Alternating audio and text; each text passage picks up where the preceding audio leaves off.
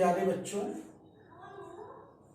मैंने इसका English video भी बना रखा है और आज मैं आपको पढ़ाने जा रहा हूँ क्लास 11 का एक ऐसी प्रेरणादायक कविता जो हर एक स्टूडेंट को, हर एक आदमी को सोचने पे मजबूर कर दे।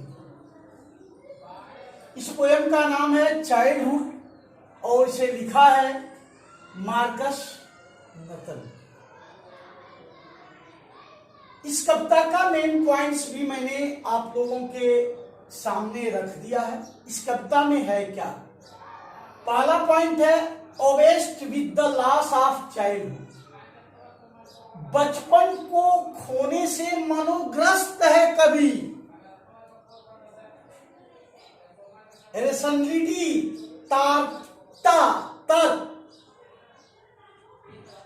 The first step to maturity, परिपक्वता की ओर पहला कदम। मतलब जब हम एडल्ट होते हैं तब। और ability to see through the hypocrisy of एजर, वयस्कों की पाखंडता को पहचानना। और individuality and the loss of childhood, व्यक्तित्व का विकास और बचपन का खोया जाना। और लास्ट पॉइंट जो बहुत ही इंपॉर्टेंट है, childhood reflect in the innocent face of an infant. Infant कहते हैं शिशु को, बहुत छोटे से नवजात बच्चे को। बचपन शिशु के चेहरे में प्रतिबिंबित। तो आइए चलते हैं, इस कविता को जानने का प्रयास करते हैं। फर्स्ट स्टंजा में कवि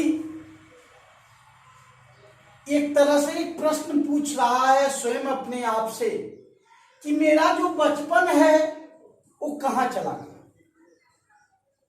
कहाँ मेरा बचपन खत्म हो गया, मेरा बचपन कब चला गया। फिर वो तर्क देता है, क्या मेरा बचपन उस दिन चला गया जब मैं 11 साल का नहीं रहा, अर्थात 11 पार करके 12 साल का हो गया, थोड़ा सा बड़ा हो गया। और जब मैं छोटे पे पढ़ रहा था, जब मैं छोटा था तो मुझे मेरे माता पिता, मेरे टीचर ने बताया था, पढ़ाया था क्या कि आदमी के द्वारा किया गया सत्कर्म जब वो मर जाता है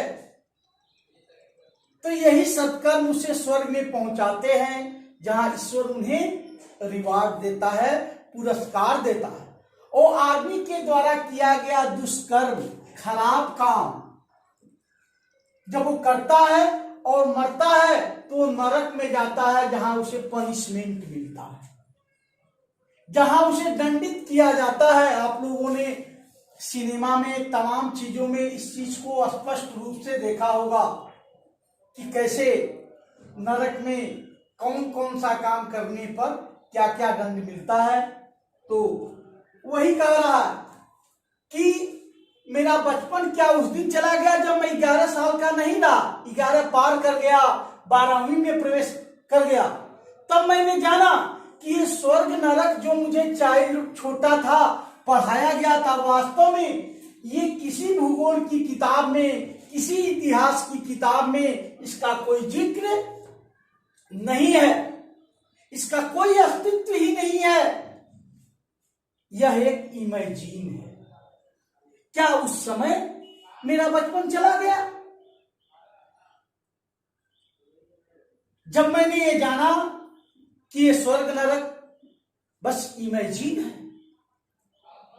सेकेंड स्टैंजा में कवि प्रकाश डालता है वयस्कों की तरफ कि जो वयस्क होते हैं, एडल्ट होते हैं, ये जैसे होते हैं वैसे दिखते नहीं, ये जैसे होते हैं वैसे दिखते नहीं। तो कवि कहता मेरा बचपन कब चला गया?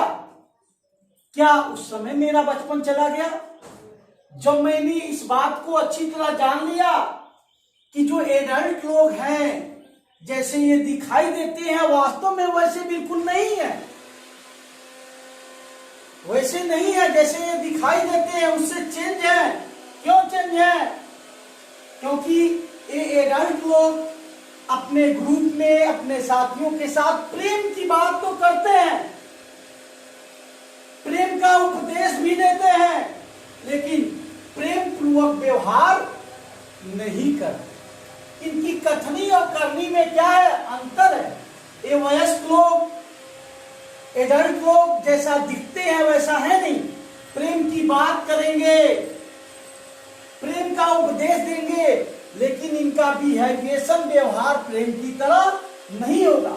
तो क्या मेरे बचपन जाने का वह समय था जब मैं एडल्ट हो गया और जान लिया कि ये जो एडल्ट लोग हैं मेरी तरह से, ये जिस चीज की बात करते हैं, जिस चीज का उपदेश देते हैं, वही इनके अंदर नहीं है। क्या मेरा बचपन तब चला गया? थर्ड स्टैंजा में कभी बात करता है कि मेरा बचपन कहां चला गया, कब चला गया? क्या जब मुझे पता चला, क्या जब मुझे पता चला कि जो मेरा दिमाग है ये मेरा अपना है।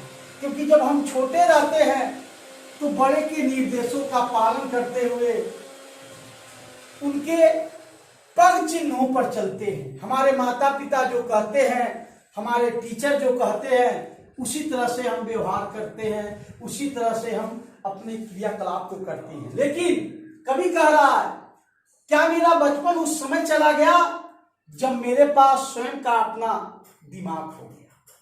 मतलब मैं जान गया कि मेरे पास अपना खुद का दिमाग है, मैं अपने हर कार्य को अपने ढंग से कर सकता हूं, मुझे किसी दूसरे के निर्देश लेने की आवश्यकता नहीं है।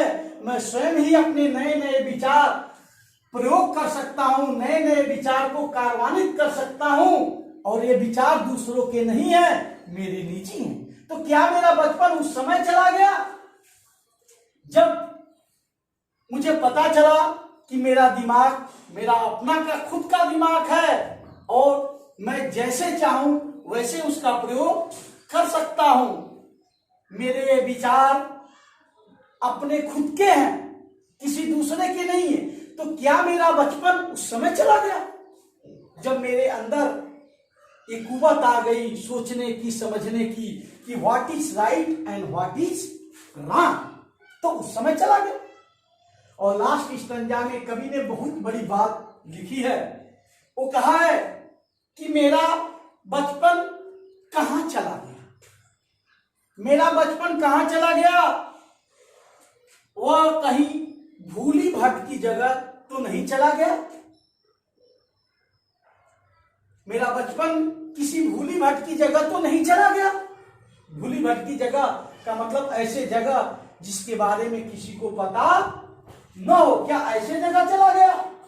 और आगे कहता है कि यही childhood reflect in the innocent face of A infant. मेरा बचपन किसी बच्चे के चेहरे में छिपा हुआ, जो कहीं है और कवि को सिर्फ इतना ही पता है कि उसका बचपन एक नवजात शिशु के चेहरे में छिपा हुआ है, वही है। तो इतनी ढेर सारी चीजों पर कवि ने प्रकाश डाला और अंत में निष्कर्ष निकाला उसका बचपन कहां छिपा हुआ है? एक शिशु के चेहरे में प्रतिबिंबित है। मुझे उम्मीद नहीं, पूरा विश्वास है कि आपको ये समझ में आया होगा। फर्स्ट स्टैंजा उम्र के बारे में बात करता है, जब वो 11 पार करके 12 में आ गया। सेकेंड स्टैंजा एडल्ट के बारे में बताता है कि वो जैसे दिखते हैं वैसे है नहीं। थर्ड स्टैंजा उस ब्रेन के बारे में बताता है जो उसका अपना है, खुद विचार कर सकता है। और फोर्थ स्टैंजा बताता है कि वह जो चाइल्डहुड है वह किसी शिशु के चेहरे में प्रतिबिंबित है। तो इस तरह से आप को ये कैसा लगा आप जरूर बताएंगे और आप अच्छे ढंग से इसे समझ लेंगे। थैंक्स।